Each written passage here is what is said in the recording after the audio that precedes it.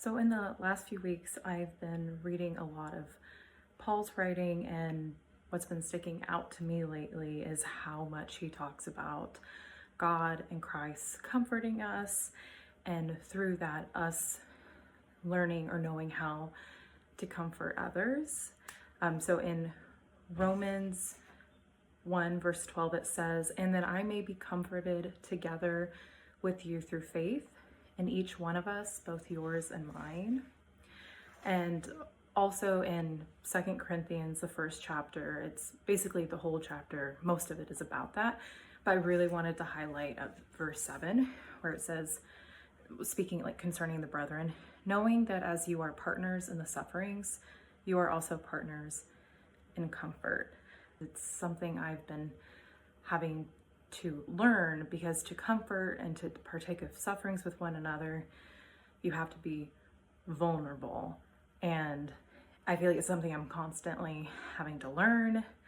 Like previously I mentioned, I just moved to Canada. I'm at a new congregation, and I have found first 6 months plus were extremely hard because I really craved and desperately wanted those relationships I had at my old congregation, which I had been a part of all of my life.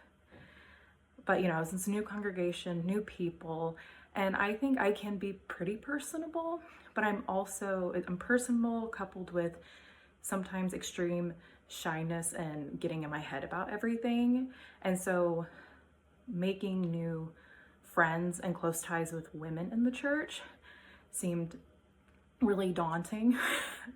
And it can be really daunting, and it took months and a lot of like stress, self-induced stress on my end.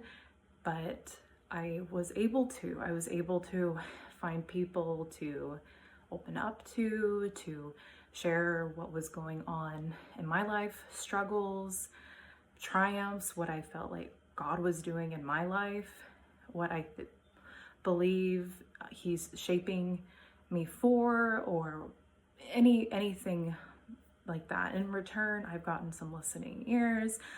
I've had people open up to me more than I've ever expected, and I've really been able to start, it's still in the beginning stages, but I've been able to start some bonds where when I go to church each week, I'm happy and I'm excited to see these people, and I feel filled up by it.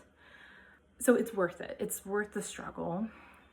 It's worth the vulnerability. But I feel like I need to take also a little time to acknowledge that there are people who do not have congregations nearby. Maybe it's a couple people spread out. I know there's many areas in Canada that are like that, areas of the US, areas all around the world where maybe they're one of the only ones. I've had bouts of that in my life, but I haven't had that for a long, like years and years and years.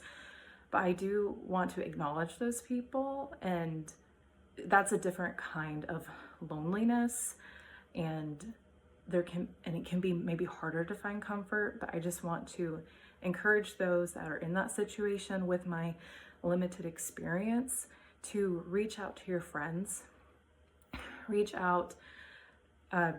So during this time before I built relationships in my congregation, my friends from home that I'd grown up with in church were my lifeline. I desperately needed them. And it's like I needed them, but at times it was so hard to call and actually reach out to them because we can get so wrapped up in our loneliness, it's hard to escape it. And that makes me, I'll wrap this up, but it makes me think of Paul, how he was literally in prison, and you know, he only had letters, and maybe some people were able to visit him, but we have video, phone, email, text. Those will never make up for being in person, but they're still amazing tools we have. And so I do encourage you to reach out to others if you're feeling lonely, if there's somebody in your life who you think who is going through isolation or maybe going through a hard time. Reach out, because you and they will be better for it. I can't express enough how much of a blessing those long distance friends have been in my life.